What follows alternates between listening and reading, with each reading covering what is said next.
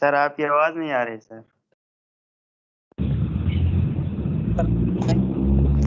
Sir अभी बोल ही नहीं रहे ज़ियाउल। हाँ एक मिनट, वो माइक मेरा ऑन था, ऑफ था। अब आ रही है? हाँ जी सर आ अभी रही आ है। रही है। चले चले, वो माइक ऑफ किसी। तो ये 3-4 आपने कुछ कंसेप्ट्स देखने थे। Definition, first definition is the definition of flux Q को हम यूजुअली क्यू से डिनोट करते हैं फ्लक्स को, and its magnitude is equal to Q which is the flow rate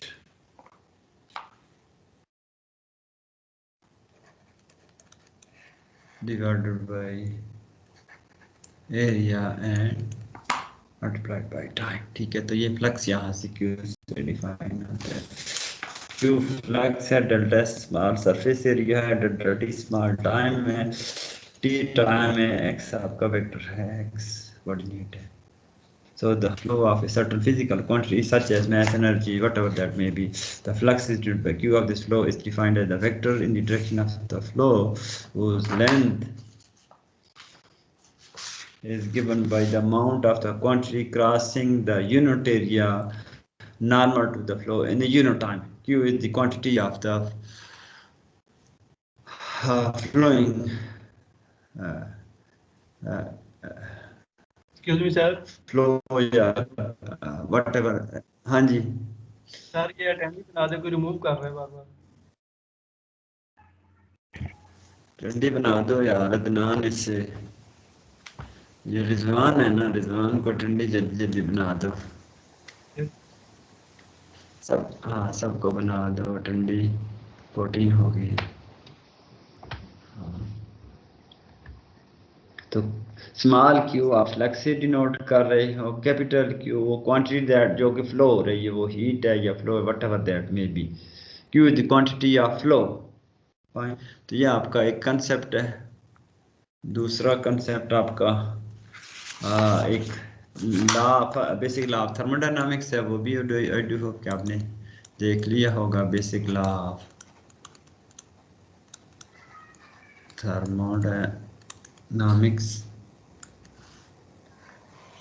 sir ये डेल्टा एस क्या है?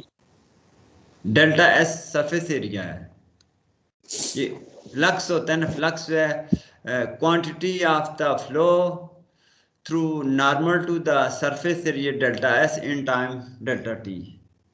ठीक है, यूनिट एरिया से यूनिट टाइम में जितनी क्वांटिटी फ्लो करती है उसे हम फ्लक्स कहते हैं। ठीक है, दूसरा का बेसिक लॉ थर्मोडायनामिक्स है, Q is equal to C M U, और स्मॉल इसके लिए करते हैं delta Q is equal to C M into delta U. U आपका यहाँ हम इसे टेम्परेचर कह रहे हैं, क्यों हमें अमाउंट ऑफ हीट है, डेल्टा स्मॉल के लिए यूज होता है, द चेंज और small amount of heat mass m is accompanied by the change delta u in its equilibrium temperature। ठीक है, सो दिस ये बेसिक लॉ थर्मोडायनामिक्स आपको रिलेशन देता है, relation between the amount of the flow and the temperature of the fluid. ठीक है, तो ये आपका रिलेशन Q और U का आपस में रिलेशन है। Q is directly proportional to U।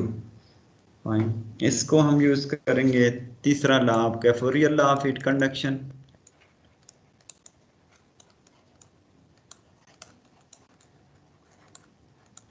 Fourier law of heat conduction relation देता है फ्लक्स का और टेम्परेचर का।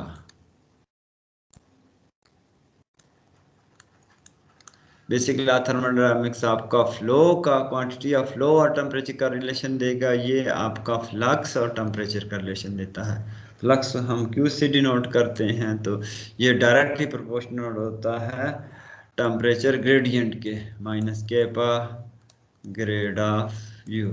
ठीक है, यू वेक्टर में स्केलर, टेम्परेचर स्केलर होगा, ग्रेडियंट की वजह से वेक्टर होगा, फाइन, विच में be function of X and T. So ये केपा आपका कांस्टेंट प्रोपोर्शनैलिटी है। नेगेटिव आपको असाइन करना पड़ता है कि टेम्परेचर हमेशा हायर टेम्परेचर हायर कंसंट्रेशन से लोअर कंसंट्रेशन की तरफ मूव करता है। जहाँ टेम्परेचर ज़्यादा होता है उधर से मूव करता है टुवर्ड जिस डायरेक्शन में टेम्परेचर कम होता है, तो नेगेटिव डायरेक्शन इसलिए भी है।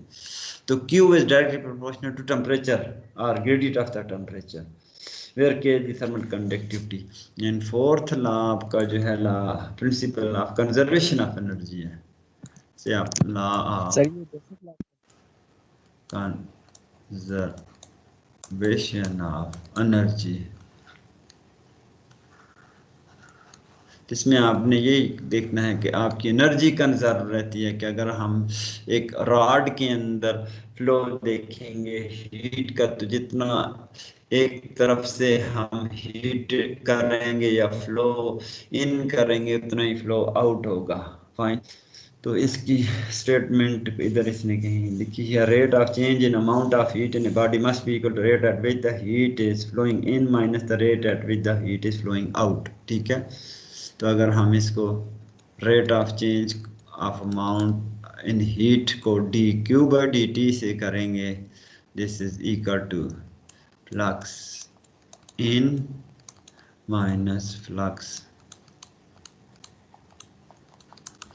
आउट। तो फ्लक्स इनटू सरफेस एरिया आपको rate of change of flow of heat होगी। तो वर्ड स्टेटमेंट इसमें लिखी है the rate of change in amount of heat that is given by this mathematical expression on left hand side, dQ/dt is in a body E must equal to rate at which the heat is flowing in।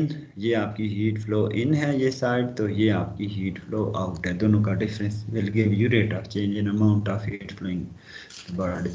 So this is the principle of conservation of। In basic concepts को और हम variable कुछ define करेंगे। यकीनन हमने एक flux define किया है, एक क्वांटिटी या फ्लो कैपिटल Q डिफाइन किया हुआ है, एक टाइम डिफाइन किया हुआ है, एक स्पेस वेरिएबल X जो कि लेंथ होगी रॉड की वो डिफाइन किया, delta small cross section area define किया हुआ है, U आपने टेम्परेचर डिफाइन किया, C आपकी थर्मल कंडक्टिविटी है, M आपका मैस है, K आपकी सी स्पेसिफिक हीट है, K थर्मल कंडक्टिविटी है।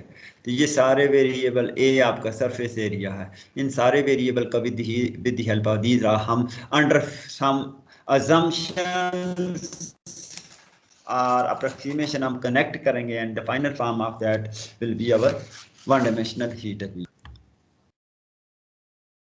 अब हम चलते हैं toward the mathematical form of this heat equation।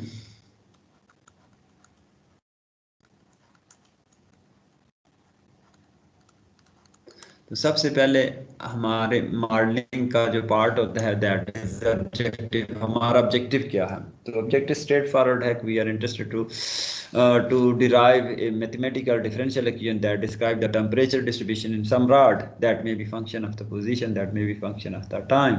ठीक है, एक रॉड के अंदर हीट फ्लो हो रही है, जिस तरह सर्कुलर रॉड है, हम कार्टेशियन कोऑर्डिनेट रेक्टेंगुलर फॉर्म लेंगे, कार्टेशियन कोऑर्डिनेट यूज़ करेंगे, जिस टाइप की आपके पास ज्योमेट्री होगी वही कोऑर्डिनेट यूज़ करने हैं।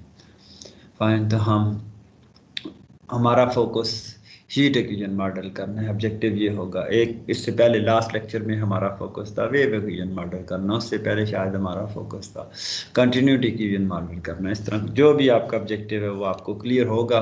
तो उस ऑब्जेक्टिव को सामने रखते हुए हमने वेरिएबल आइडेंटिफाई करने और रेलिवेंट लॉ को आइडेंटिफाई करना है। तो हमने क्या करना है, यहाँ एक थोड़ी छोटी सी फिगर बना के देखते हैं कि हमने कुछ इस तरह का रेक्टेंगुलर शेप के एक रॉड कंसिडर करना है। ये अच्छी तो नहीं बनेगी बहरहाल, चले इस तरह का कुछ, ये इसका क्रॉस सेक्शनल एरिया है, height into width will give you area. तो ये आपकी लेंथ होगी इस रॉड की, दैट इज L, यहाँ से यहाँ तक। इसकी बैक वाले साइड भी अगर हम डॉटेड बना लें तो खूबसूरत लगेगा। So we are considering a rod in which the heat is flowing from left to right। हम कोऑर्डिनेट एक्सिस भी अगर प्लॉट करना चाहें तो यूजुअली इधर एक्स लेते हैं, इधर वाई लेते हैं, या रीजन होता है ये जी लेते हैं। इट्स मीन दैट कि ये लेंथ जो है अलॉन्ग एक्स एक्सिस है, ये आपका एक्स एक्सिस आ गया है, इधर एक्स आपका वेरी कर रहा है, इधर आपका वाई वेरी कर रहा है, ये आपका जो जी है विड्थ आपकी, इधर आपका जी वेरी कर रहा है। तो लेंथ अलॉन्ग एक्स एक्सिस है, हाइट अलॉन्ग वाई एक्सिस है, विड्थ अलॉन्ग जी एक्सिस है। फाइन 3D फिगर है। तो हम इस फिगर को सामने रखते हुए कुछ अजम्पशंस यहाँ या अप्रॉक्सीमेशंस, अजम्पशन लिखते हैं एक ही बात है, कंडीशन हम इस पे अप्रॉक्सीमेशन क्या लगाने जा रहे हैं, क्या आइडियलाइजेशन इम्पोज करने जा रहे हैं, ज़ाहिर है हम सिंपल फॉर्म में सिंपलेस्ट मॉडल करने जा रहे हैं। तो सबसे पहले आपके पास यह है, ये मटेरियल किसी फिजिकल थिंग मटेरियल चीज़ का ये रॉड बना हुआ है, तो डेफिनेटली हमें ये पता है डिफरेंट मटेरियल की डिफरेंट प्रॉपर्टीज़ वेरी कर रही होती है। मसलन डेंसिटी है, डेंसिटी आप आयरन लेंगे इसका और डेंसिटी होगी, रबर ले लेंगे कुछ और होगा, गोल्ड ले लेंगे उसकी डेंसिटी कुछ वेरी कर जाएगी। तो हम ये अज्यूम करेंगे कि our rod is homogeneous, it mean that it is made up of a single material whatever that may be. The first assumption is that rod is homogeneous. Homogeneous से ये होगा, होमोजीनियस आपको ये बताएगा कि इसकी डेंसिटी कांस्टेंट है, इसकी कैपेसिटी कांस्टेंट्स है, इसकी थर्मल कंडक्टिविटी डिनोटेड बाय के, दे आर कांस्टेंट। फाइन। अगर ये हम होमोजीनियस एग्जांपल नहीं लगाते तो डेफिनेटली ये तीन चीज़ें एटलीस्ट पोजीशन का फंक्शन होंगी। डेंसिटी भी आपकी पॉइंट टू पॉइंट वेरी करेगी, थर्मल कंडक्टिविटी भी पॉइंट टू पॉइंट वेरी करेगी, और कैपेसिटी भी उसकी पॉइंट टू पॉइंट वेरी करेगी। सी क्या चीज़ है, सी थर्मल के थर्मल कंडक्टिविटी है, सी क्या है,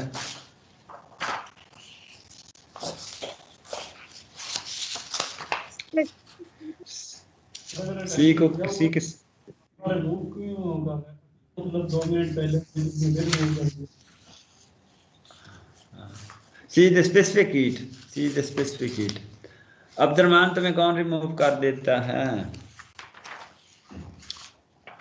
अब्दुर्रहमान, अदनान से सर ये बार बार रिमूव कर रहे हैं सर, 3 से 4 दफा रिमूव कर चुके हैं। नहीं वो तो ठीक है, लेकिन ये है जो बच्चे अभी प्रेजेंटर में है ना वही रिमूव कर सकते हैं, इन सबको आप बना दो ना, हमारे सर अपने आपको में से मुझे होता है। अटेंडी बना दिए, मुझे भी हाँ अटेंडी बना दिया सर, तो काफी। हाँ, तो ये अपने ही में से होता है ना, चोरी हमेशा घर का बंदा करता है, बाहर का बंदा चोरी नहीं कर सकता, याद रखें। इन्हें अटेंडी बना दो, तो जो सिर्फ CR GR प्रेजेंटर में रहेंगे तो वो तो फिर नहीं कर सकेंगे, पॉइंट आउट हो जाएंगे।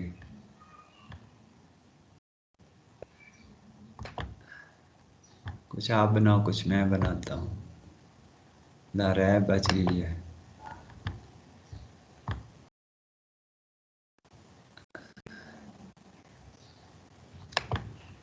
सर ये मुझे भी अभी फिर जो बच्चे एक रिमूव दफा कर। यहाँ से इन होके, हाँ तो फिर ये जो है अब 30 अटेंडी हो गए ना, अटेंडी तो नहीं रिमूव कर सकते आप। अब्दुर्रहमान आप अटेंडी में चले गए हो,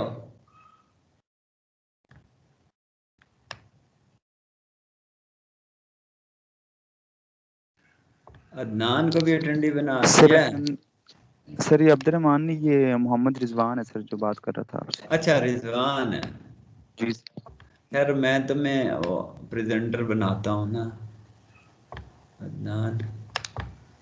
ठीक है सर। फिर जो भी नया बच्चा आता है प्रेजेंटर ही किसी को रिमूव कर सकता है, अटेंडी तो नहीं कर सकता। तो अब आप ला रैप रहेगी ये GR अदनान, जो नया बच्चा आता है से आप बना दो अटेंडी।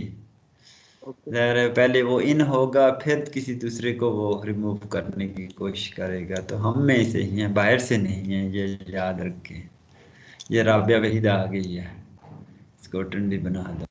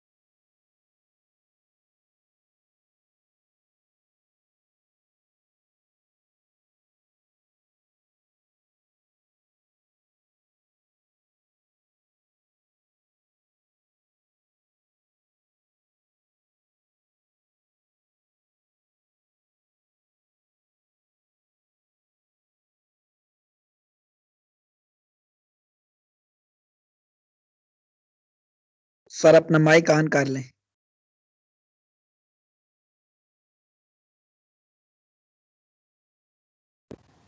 आवाज आ रही है? अब ठीक है। Yes sir.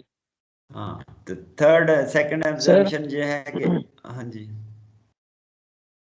सर ये इधर प्रोटोटाइप मॉडल लिखा हुआ है, ये क्या है?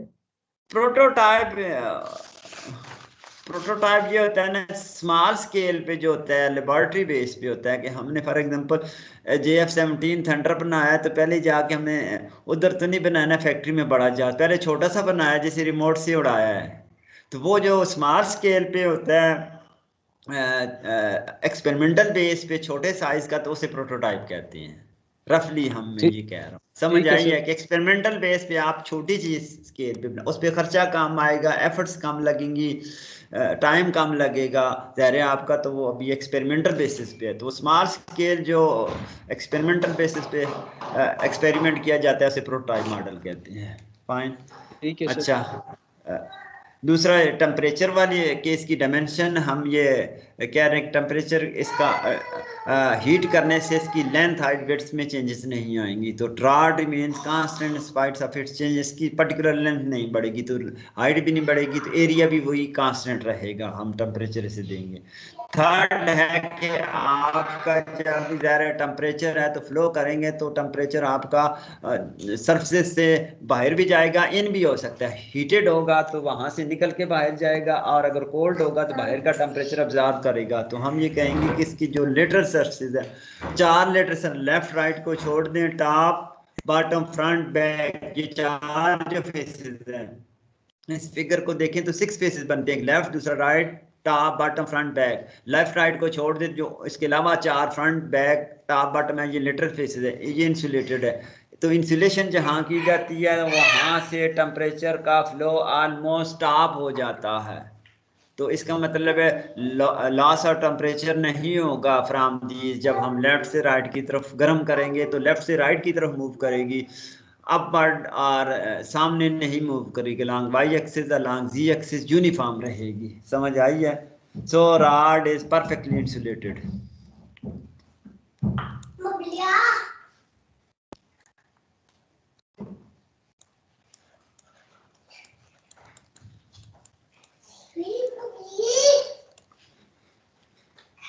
फोर्थ वन क्या है? फोर्थ वन ये है, जब परफेक्टली इंसुलेटेड होगा तो अगर हम टेम्परेचर को यू से डिनोट करेंगे तो definitely you will be function length and time. तो टेम्परेचर की वेरिएशन अलोंग एक्स एक्सिस आएगी, अलोंग वाई और अलोंग जी नहीं आएगी। इंसुलेशन आप ख़त्म कर देंगे तो आपका उन डायरेक्शन में भी चेंज आ सकती है। फोर्थ है कि हीट, अब हीट का फ्लो हम लेफ्ट से राइट भी कर सकते हैं, राइट से लेफ्ट भी कर सकते हैं, दूसरे फेसेस तो इंसुलेटेड है। तो ये हमारे कोऑर्डिनेट एक्सिस है। हमें ये पता है कि फिजिकल क्वांटिटी इनकी इंक्रीजिंग डायरेक्शन में पॉजिटिव होती हैं, इधर आपका नेगेटिव एक्स एक्सिस है, इधर आपको माइनस लगाना पड़ेगा। Physical quantities are negative in the decreasing direction of coordinate. जिस तरह ग्रेविटी है, ग्रेविटी को आप ऊपर लेंगे तो वो पॉजिटिव नेगेटिव होती है, डाउनवर्ड पॉजिटिव होती है, ठीक है। उसका ऑलवेज यहाँ से इधर वो जी लिया जाता है। तो यहाँ हम along x axis positive axis की तरफ यू को पॉजिटिव लेंगे, इधर नेगेटिव लेंगे। पॉइंट तो ये हम अज्यूम करेंगे कब flow of heat is in the rod from taking place in the rod from left to right. Heat flows in rod from left to right.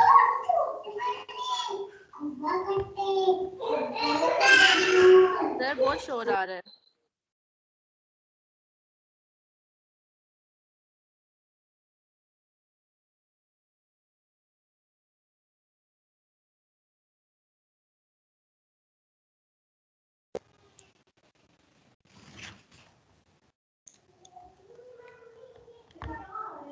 Third assumption आपको in the fourth पता चल गया कि आपका flow from taking is place from left to right. Fine, तो यही 4 assumptions हैं, इनको लेके हम मैथमेटिकल मॉडल। अब इसमें से पूरे मॉडल हम तो ज़ाहिर है पूरा रॉड की लेंथ को नहीं, हम स्मॉल उसमें से पोर्शन उठा लेंगे। ये पॉइंट से x है, ये आपका x प्लस डेल्टा एक्स है, ये स्मॉल पैच हम इसमें करेंगे। तो हमने यहाँ इसका मैस डिफाइन करना है, इसका वॉल्यूम डिफाइन करना है, इस तरह की quantity.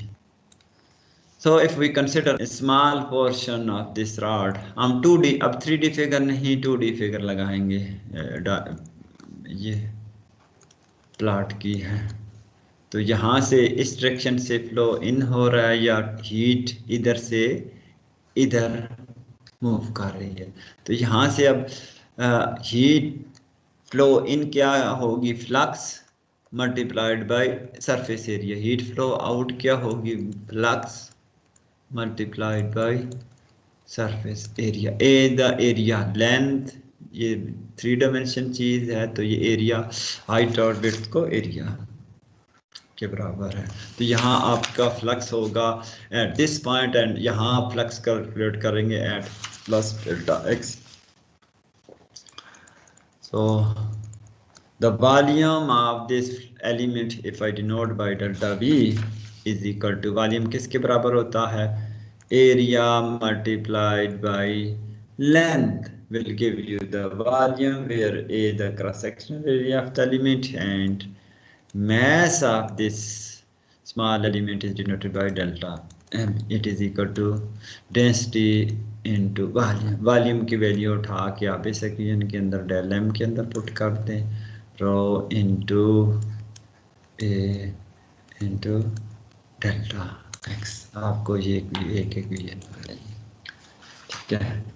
So the amount of heat in the element at any time is denoted Q is equal to, by using the previously stated laws, the amount of heat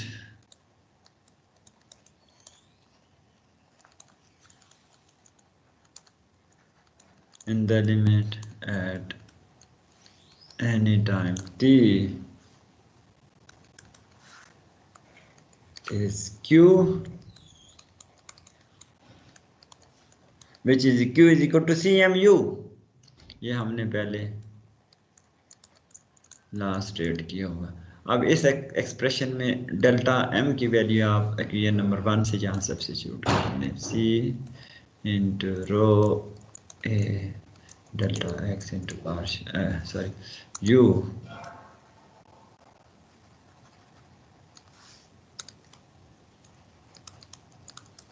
x comma t. This is your second expression. So हम interested क्या हैं, हम amount of heat in element में interested नहीं, हम इसके rate में कि यहाँ से इन कितना हो रहा है आउट कितना हो रहा है। तो रेट ऑफ चेंज हमने इस क्यू का कैलकुलेट करना चाहते हैं। Therefore, rate of change is definitely dq by dt, and right side पे इसका c rho a delta x ये सारे के सारे कांस्टेंट है, सिर्फ u का डेरिवेटिव आएगा, और u is no function of more than one variable, तो आपको पार्शियल डेरिवेटिव लेना पड़ेगा। इधर लें या न लें कोई फर्क नहीं पड़ता। आगे चल के दूसरे इक्वेशन में भी इसी तरह का, जिस तरह लेफ्ट साइड पे इस इक्वेशन 3 के अंदर एक्सप्रेशन है, एक और इक्वेशन में भी इसी तरह एक्सप्रेशन आएगा, उनको जस्ट हमने इक्वेट करना है। ये आपकी इक्वेशन नंबर 3 हो गई है। तो 3 इक्वेशन आपकी एक मेजर इक्वेशन जो कि rate of change of amount flowing in this element is given by the expression on the right hand side. Moving toward the next slide. Next slide में क्या है कि हीट हमने फिगर में भी देखी थी, heat flowing in was Q flux multiplied by the surface area, and heat flowing out was the flux calculated at the point x comma x plus delta x comma a, ये है। तो यहाँ अब आपने एनर्जी कंजर्वेशन यूज करनी है by the principle of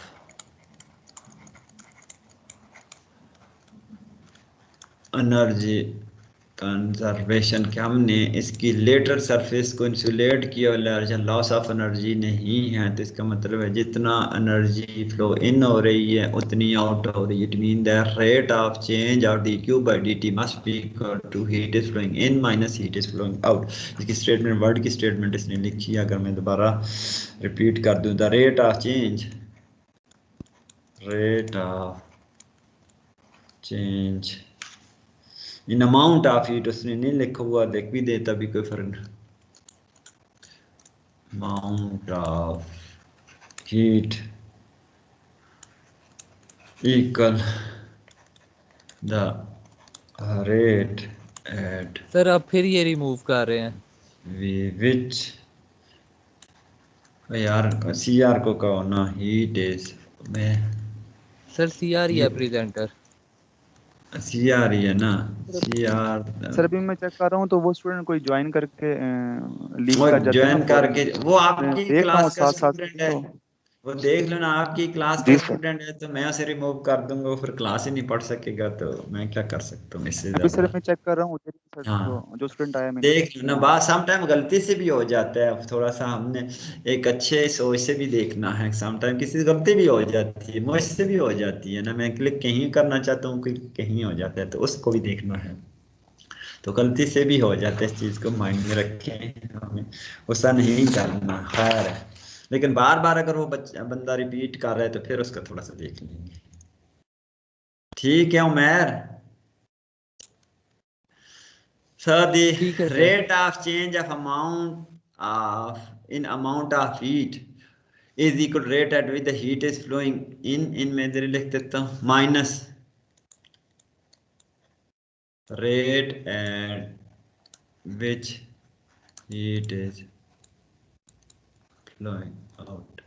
अगर इस चीज को आप कन्वर्ट करते हैं, ये वर्ड स्टेटमेंट है, तो यहां तक जो लिखो rate of change of amount of heat that is denoted by D Q by D T, this is equal to, ये अब ये पार्ट है, rate at which the heat is flowing in, this is equal to Q X का T into A, ये part हो गया जिसमें line किया, माइनस अपनी जगह ये आ गया rate at which the heat is flowing out, तो हीट ऑफ फ्लोइंग आउट को हमने एक flux at X plus delta X का टी इंटू ए से डिनोट किया हुआ है। तो ये आपका एक और एक्सप्रेशन आ गया है जो कि rate of change in amount of heat दे रहा है, that is denoted by D Q by T. इससे प्रीवियस भी हमने यही इसी तरह के एक एक्सप्रेशन लिखा था।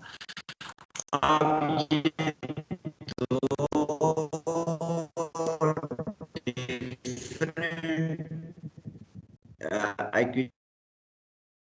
mathematics वाले को ये, if we compare equation 3 and 2 as the left hand side of equation 3 is same as that right of side as the left hand side of equation 4, left hand side of 3 is same as left hand side of 4, it means that dq of 3 must be equal to dq of 4, तो dq of 3 ये है, ये equation 3 का है dq, और ये आपका equation 4 का dq by dt है। तो दोनों की जो वैल्यू है उठा के आपने इधर इसमें 5 में 5 कह लें या चलें 5 कह देते, इसमें substitute. So using equation 3 and 4 and 5, using equation 3 and 4 into 5, तो 4 के अंदर जो आपके पास 3 के अंदर एक्सप्रेशन बन रहा था D Q by D T, that was C rho A delta X partial U by partial T, where as in 4 के अंदर जो एक्सप्रेशन आपके पास बन रहा है दैट इज इक्वल टू ए दोनों में सेम है, कांस्टेंट है, कॉमन ले लें क्यू एक्स। एक मिनट ये मुझे कंप्लीट करना है, प्रीवियस स्लाइड ये है, इसको मैंने 4 का नाम दे दिया, 5 का फॉर एग्जांपल दे दिया, अब 3 4 को मैंने इधर यूज किया। ठीक है आगे चलो। अब इन एक्सप्रेशन में से ए दोनों तरफ सेम क्वांटिटी है, कांस्टेंट है, मैं इसे ड्रॉप कर देता हूँ, कैंसल आउट कर देता हूँ, ए आपका ये कैंसल आउट हो गया। ये एक्सप्रेशन में से मैं माइनस कॉमन लेता हूँ, डेरिवेटिव की मैंने डेफिनेशन यूज करनी है, X plus delta X comma T minus Q X T. और लेफ्ट साइड पे C rho as it is, delta X से दोनों तरफ डिवाइड कर दे partial U by partial T, तो डेल्टा एक्स आपका लेफ्ट साइड से कैंसिल हो गया, राइट साइड पे ये expression appear. Now take the limit of both side as delta X goes to zero, as left hand side is independent of delta x, इस पे limit का कोई इफेक्ट नहीं होगा, लिखें ना लिखें कोई फर्क नहीं पड़ता, राइट साइड पे लिखने की हमें जरूरत है। अब डेरिवेटिव की जो डेफिनेशन होती है उसको यूज करेंगे, this will give you partial by partial X of Q, fine, ये आपके क्लियर नंबर 6 होगी। So C rho partial U by partial T is equal to this expression. Now यहाँ अब क्यू की वैल्यू जो कि फ्लक्स है हमने डिफाइन किया हुआ है, उसकी value with the help of Fourier law use करनी है। तो by Fourier law of heat conduction I know that Q of xt is equal to minus kappa या के कह दें, ग्रेड ऑफ होता है U। अब आप वन डायमेंशन में लिहाजा partial U by partial x के बराबर होगा। ग्रेडियंट ऑफ U अगर है स्केलर है तो हमें ये पता है phi, if phi is scalar then grad of phi is equal to D phi by D X या partial phi by partial X हम लिखेंगे। पार्शियल डेरिवेटिव में हमने इसलिए लिखा है कि you is function of more than one variable, एक स्पेस वेरिएबल का है और दूसरा टाइम के, हमें पार्शियल डेरिवेटिव लिखना पड़ेगा। अब इस इक्वेशन को आपने यूज करना है 6, सो यूजिंग इक्वेशन 7 into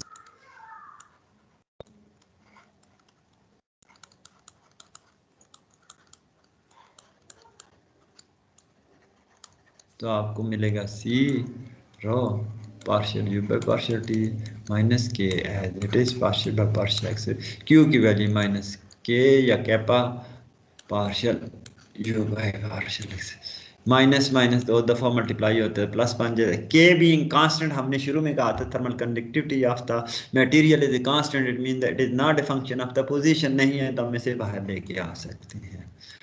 अब ये सेपरेटर की तरह ऑपरेट करेंगे तो you will getting the second derivative of you. अब इस चीज़ को यहाँ डिवाइड कर दो, रो से इधर भी छोड़ दें, वैलेंट गुणने, तो हमें ये पता है कि थोड़ा सा अप्रोप्रिएट वे से लिखना ज़्यादा मुनासिब होता है, खूबसूरत लगता है हमें। तो ये हमारे पास जो इक्वेशन बन रही है that is known as one dimensional heat equation. हाँ, ये इक्वेशन आपकी गिवन है पेज 35 पे हूँ मैं, ये इक्वेशन आपको इक्वेशन नंबर 11 है पेज नंबर 35 पे। So this is known as the one dimensional heat equation or one dimensional diffusion equation।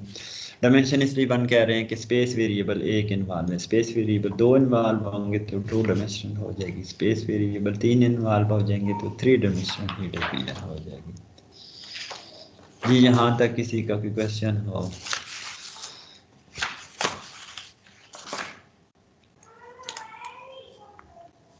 Sir previous slide show कीजिएगा एक सेकंड।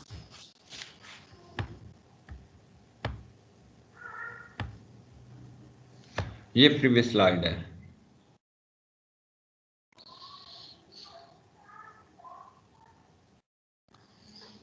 सर जो रॉड हमने कंसीडर किया था वो तो हमारे पास 3 डायमेंशन में था ना, तो फिर हम इसको 1 डायमेंशन क्यों कह रहे हैं? वन इसलिए कह रहे हैं कि जो हमने इंसुलेशन की है, फ्लो आपका फ्रॉम लेफ्ट टू राइट ही हो रहा है। दूसरी जो डायमेंशन है अलोंग वाई एक्सिस अलोंग जी एक्सिस यूनिफॉर्म है, हीट कांस्टेंट हीट है, यूनिफॉर्म है, तो उधर वेरिएशन नहीं आ रही।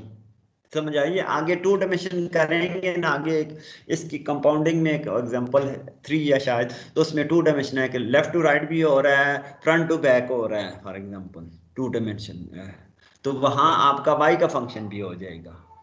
समझ आ रही है कि देखिए जिस तरह जिस तरह ये वाटर सप्लाई आपके घर में आई है ना, पानी पाइप में चल रहा है, तो वो 1D तो नहीं है, लेकिन पानी का पाइप आपका बिल्कुल स्मूथ वो है, कहीं से लीकेज नहीं है, सिर्फ along the length of pipe flow हो रहा है ना, तो वो अलोंग जी डायरेक्शन फ्लो होगा। यू वहां वेलोसिटी है तो U is only function of Z length of the pipe, otherwise तो रेडियस ऑफ द पाइप भी है, रेडियस डायरेक्शन में वो नहीं वेरी कर रहा, फॉर एग्जांपल उधर नहीं जा रहा, आर का फंक्शन नहीं है, फाइन, सारा यूनिफॉर्म फ्लो हो रहा है, ठीक है। इस तरह का उस डायरेक्शन में हमने अजम्पशन के थ्रू स्टॉप किया हुआ है variation of the heat.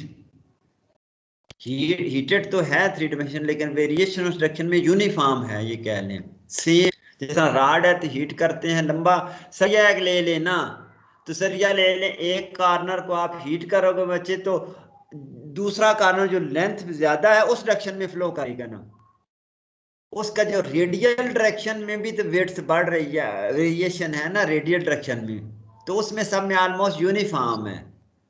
Otherwise तो 1D का नहीं है ना, उसकी कोई रेडियस भी है ना, मोटा भी है, तो उस सेंस में हम यूनिफॉर्म उस डायरेक्शन में ले रहे हैं। जब यूनिफॉर्म नहीं लेंगे, for example front to back भी मूव कर रही वेरिएशन, तो वो आपका जी का फंक्शन भी हो जाएगा। Temperature from bottom to top भी वेरिएशन हो रही है, इस फिगर को दोबारा अगर देखो तो फिर जी का फंक्शन भी हो जाएगा। ये 3 डायमेंशनल प्रॉब्लम। तो 2D आपका मैंने इधर आगे कराई, 3D आप खुद कर सकते हैं, यहाँ भी वेरिएशन होगी। जस्ट ये आपका ये यू फंक्शन है ना, ये यू वाई का फंक्शन भी हो जाएगा, फ्रंट टू बैक हो रही है तो जी का फंक्शन भी हो जाएगा। तो ज़ाहिर है वो 3D में जाएंगे तो कॉम्प्लिकेशन बढ़ जाएगी। तो हम फर्स्ट टाइम मॉडलिंग कर रहे हैं हीट एक्सचेंज की, तो हमने सिंपल मॉडल लिया हुआ है। 2D इसने आगे कराया हुआ है, 3D आप घर पे कर लें या एग्जाम के अंदर हम कर लेंगे,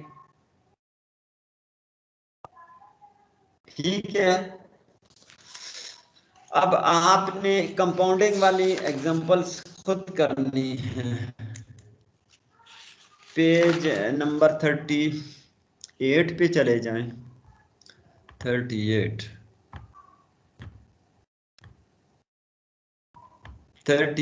में उसने कंपाउंडिंग की 2-3 एग्जांपल की है।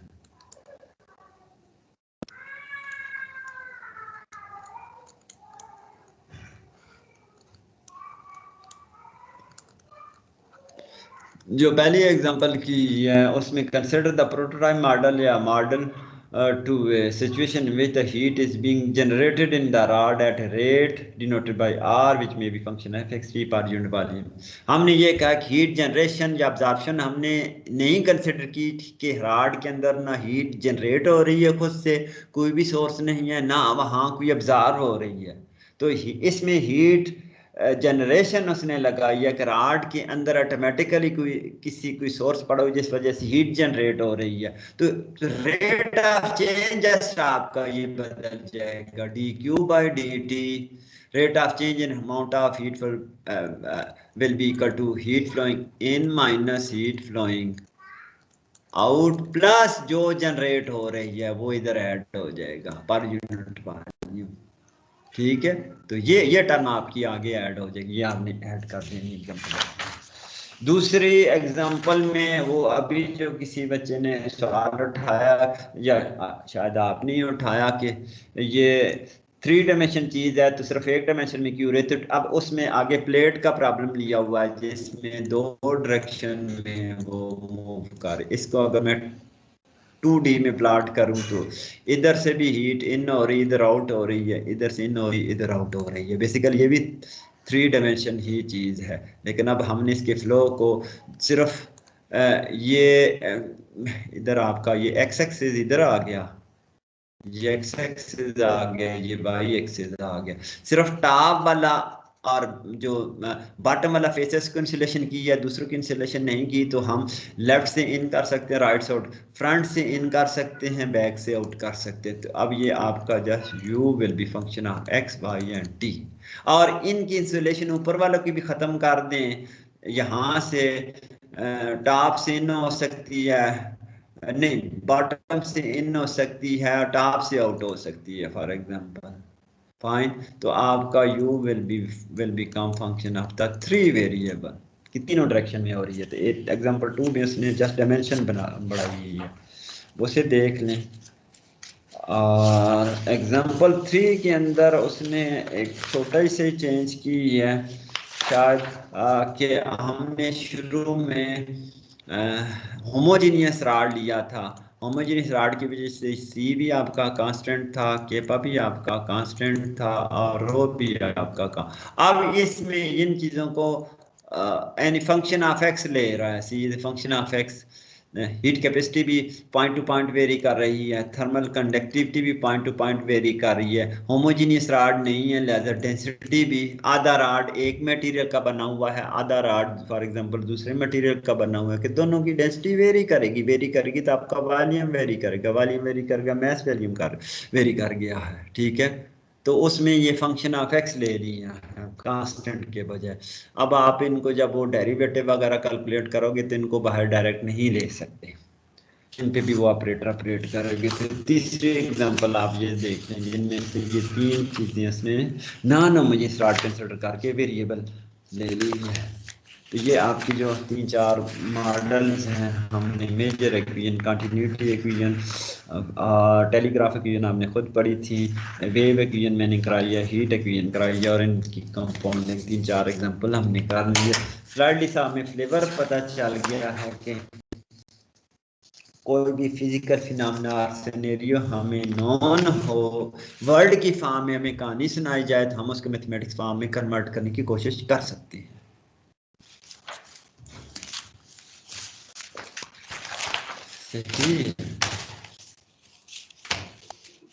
Excuse me, sir. आप कोई बुक देख सकते हैं जिनमें सम टाइम पॉसिबल है, ये कंपाउंडिंग की, मैं सवाल सुनता हूँ आपका, वहाँ कुछ और भी सिनेरियो आपको स्टेट किए होंगे तो उनकी मॉडलिंग जी आप बताएं। सर जब वेरिएबल्स हमारे पास इंक्रीज होते हैं तो नंबर ऑफ इक्वेशंस इंक्रीज होगा इसका? नहीं, नंबर ऑफ इक्वेशन नहीं इंक्रीज होंगी, हीट इक्वेशन ही होगी, लेकिन उसमें कॉम्प्लिकेशन बढ़ जाएगी। फॉर एग्जांपल डायमेंशन आप 2 की करते हैं तो आपका u के पार्शियल डेरिवेटिव जब formula law of heat conduction use करोगे तो partial u by partial x भी आएगा, plus partial u by partial y in the direction of j भी आएगा। ये थर्मल कंडक्टिविटी डेंसिटी करोगे तो ये टर्म कॉम्प्लिकेटेड हो जाएंगी। फॉर एग्जांपल यहाँ किधर हूँ मैं, किस पेज पे किया हुआ था, यहाँ अब आप ये इक्वेशन 7 को 6 में यूज करोगे ना, फॉर एग्जांपल आपका k आपका फंक्शन ऑफ x है, यहाँ k आपका फंक्शन ऑफ x है, नंबर ऑफ टर्म इंक्रीज कर जाती है, नंबर ऑफ इक्वेशन नहीं करेंगे। इधर यूज करोगे जब तो यहाँ अब आप k आ गया है partial u by partial x, तो ये ऑपरेटर अब k भी फंक्शन ऑफ x है, तो यहाँ आप वो प्रोडक्ट रूल लगाओगे इस ऑपरेटर को ऑपरेट करने के लिए। पहले k का derivative partial u by partial x as it is, फिर k constant partial u by partial x, number of term यहाँ बढ़ जाएंगी, कॉम्प्लिकेशन बढ़ जाएगी, नंबर ऑफ इक्वेशन नहीं बढ़ती, इन जनरल कॉम्प्लिकेशन बढ़ती है इक्वेशंस के अंदर, इस तरह की चीजें आ जाती हैं। मसलन एरिया आप यहाँ x का फंक्शन लेते हो ना यहाँ, तो ये आप दोनों में से कांस्टेंट नहीं ले सकते, ये लिमिट कैलकुलेट करोगे तो हो सकता है डेल्टा x का इस पे इफेक्ट हो, ये फंक्शन ऑफ x है, ठीक है, इफेक्ट हो, पॉइंट टू पॉइंट आपका एरिया वेरी कर रहा हो, तो इस तरह की कॉम्प्लिकेशन बढ़ती जाएगी। अब ये है कि हमने तो मेजर अभी तक 2 चैप्टर किए हैं, पहला तो इंट्रोडक्शन था, first order partial differential equation को हमने स्टडी किया है, तो एक मॉडलिंग का छोटा सा ये चैप्टर ऐसे किया है।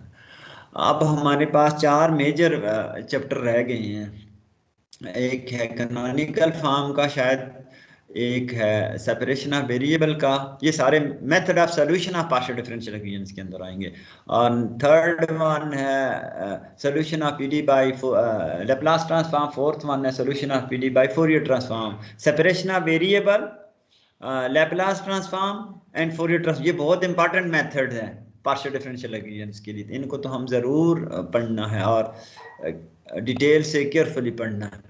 ऑलमोस्ट हमारा सेमेस्टर कोई आधे के करीब हो गया, अगर रमज़ान भी आ रहा है तो हम MSc की तो मैंने क्लास अरेंज कर दी है मंडे को 2 बजे, आपकी भी एक अरेंज करनी है, बिकॉज कि जब से ऑनलाइन आया तो 2 वीक हमारी क्लासेस नहीं हुई, एक वीक यूनिवर्सिटी ने आपकी, दूसरी वीक ज़ाहिर हमें वो टीम जनरेट करने में टाइम कुछ लग गया है तो नहीं हो सकी को, तो वो एटलीस्ट दो क्लासें हमने अरेंज करनी है ना, तो ये पॉसिबिलिटी या हम संडे को इवनिंग में पढ़ लें या मंडे को 3-1 बजे पढ़ लें मेकअप क्लास।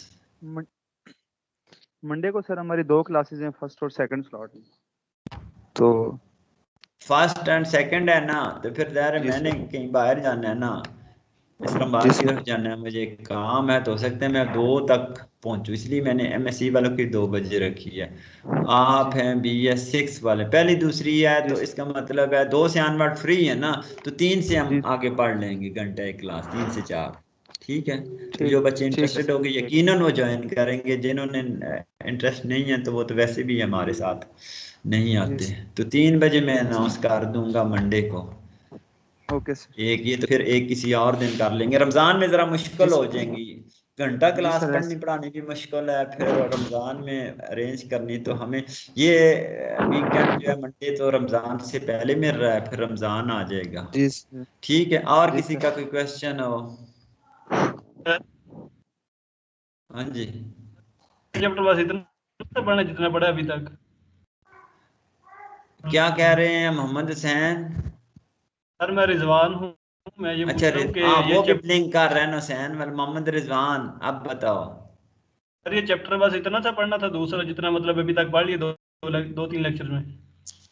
तो यही है ना, सारी मॉडलिंग हमने कर ली है, मेजर मैंने 3 मॉडलिंग आपको करा दी है इधर है, और 2-3 आपने खुद कर ली हैं। ये पूरा चैप्टर हो गया ना, और अगर पढ़ना चाहें तो किसी बुक से पढ़ ले। एग्जाम में क्या पता ये मॉडलिंग आए या कोई और आ जाए, थोड़ी सी स्लाइडली सी चेंज होके भी आ सकती है सर सिनेरियो। सेशनल का कोर्स कितना है? सॉरी, सेशनल में सर ये कोर्स कितना होगा? सेशनल तो अभी अनाउंस ही डिपार्टमेंट ने नहीं किया, कि अभी तो हमें क्लियर नहीं है कि हमने ऑनलाइन ही कंटिन्यू करना है या फिर फिजिकल आना है फेस टू फेस टीचिंग में। ऑनलाइन सेशनल को एवेल्यूएशन सर थोड़ी सी ऑनलाइन का मुश्किल है ना, फिर ज़रा क्या ऑनलाइन में नोटिफिकेशन का आ जाएगा। नोटिफिकेशन आ गया हुआ है नोटिफिकेशन। नोटिफिकेशन आ गया? हाँ जी आ गया सर। चलो वो मैं देख लूंगा। ऑनलाइन में फिर पेपर थोड़ा सा ज़्यादा है, हमें आगे पीछे से कोई बनाना पड़ता है ना, अदरवाइज नोट से तो वो बच्चा जिसने नहीं पढ़ा हुआ वो भी कर लेता है, आगे पीछे से बनाए तो एक बच्चा करता है, व्हाट्सएप पूरी क्लास में कर देता है। हम इतने जो है एक दूसरे के साथ कोऑपरेटिव हैं, इतने सिंसियर हैं, तो उससे क्या सर होगा कि जिस बच्चे के ने जो ए डिजर्व करता है उसका भी ये है, जो ए डिजर्व नहीं करता उसका भी ये है, और जो ए डिजर्व करता है उस सिस्टम में उसका भी सी है, जो ए डिजर्व करता है या नहीं करता उसका भी सी है। तो सब बच्चों का पेपर ऑलमोस्ट वो पैटर्न 2-3 डिफरेंट पैटर्न के साथ पेपर आ रहे होते हैं ग्रुप्स में, ये आप लोग काम करते हैं ना थोड़ा सा। हाँ जी, सर ये जो आपने इक्वेशन लिखवाई 8 एंड 8 की, सर इसका इंटीग्रल अप्रोच करना है सर? इंटेग्रल अप्रोच कर दें वरना ना करे, कोई फर्क नहीं पड़ता, उसे छोड़ दे बेशक इंटेग्रल अप्रोच को। ठीक है सर। हाँ, एक ही की कराई इसने की है, तो वो बुक में की थी मैंने लिख दी इधर, वरना कोई नहीं। कि हमें ये डिफरेंशियल अप्रोच होती है डेरिवेटिव की फॉर्म में, इंटेग्रल की फॉर्म में होती है। इसमें स्मॉल पोर्शन है, इसमें पूरी लेंथ लेती है ना, अगर A to B total length है तो इंटेग्रल आप कैलकुलेट करेंगे from A to B. Fine, तो ये ज़्यादा इजी अप्रोच होती है डिफरेंशियल अप्रोच, तो ये बस कर लें।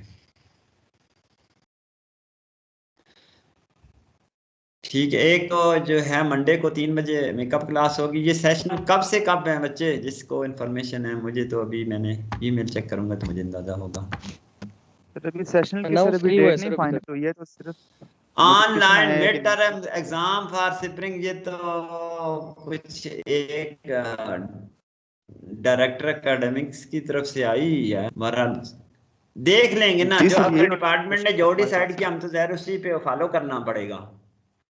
ऑनलाइन जी अगर सर। हुआ तो फिर ज़ाहिर है वो मिड टर्म टाइप ही होगा, याद रखें। उसमें कोई रिटन एग्जाम भी जी हो सर। सकता है, कोई वाइवा भी हो सकता है, जरूरी नहीं है। वाइवा थोड़ा जी सा सर। ज्यादा वो रेशनल होता है, कि हर बच्चे को अगर 10 मिनट मिलते हैं तो 10 मिनट से थोड़ा सा गैस हो जाता है कि बच्चे को कुछ चीजें आती हैं या नहीं आती। फाइन, मिड टर्म हुआ तो ऑनलाइन हुआ तो एक मिड टर्म होगा और साथ वाइवा भी होगा। हो सकता है कि मिड टर्म में सिर्फ वाइवा हो जाए, हो सकता है कि मिड टर्म में जी सर। सिर्फ एग्जाम रिटर्न हो जाए, हो सकता है दोनों की कम्बिनेशन हो जाए। तो आप मेंटली हिसाब से तैयारी करें। एक दूसरे के जी लिए सर। वो बैठे ना कि उस बंदे ने करके मुझे व्हाट्सअप करना है। सम टाइम मुझे पिछली दफा व्हाट्सअप वो ईमेल तीसरे दिन चौथे दिन मिल रही है, और तीसरे चौथे दिन मिलने का मतलब है व्हाट्सअप या ईमेल, इस मतलब है इसने कहीं से किसी दोस्त को रिक्वेस्ट की या उसने भेजा है, इसने बैठ के तसल्ली से 2 दिन घर से या भाई से या खुद लिख के मुझे भेज दिया है, तो वो तो फिर कंसिडर नहीं हो सकता ना। ऑनलाइन जहां भी दुनिया में होता है एक फिक्स टाइम अलाटेड, और ऑनलाइन अगर एवरेज 3 घंटे का पेपर है ना, तो ऑनलाइन में वो 2 घंटे का होता है कि बच्चे नकल कम से कम करें, जिसको आता है वो अपना काम करके बस सबमिट करें। तो जो सबमिट नहीं कर सकते तो ये बाहर मेरा नहीं ख्याल ये व्हाट्सएप वगैरह कोई एक्सेप्टेबल होता है। लेकिन हम फिर भी बच्चों को रिलैक्स कर देते हैं, यार चलो उधर किसी वजह से जा रहे हैं, हमारे पास वो फैसिलिटी नहीं है, बलुचिस्तान वाला बच्चे के पास इंटरनेट है ही नहीं, उसे खुल ही नहीं रही फाइल, वो क्या करेगा, तो उसको देखते हुए थोड़ा सा रिलैक्स कर देते हैं।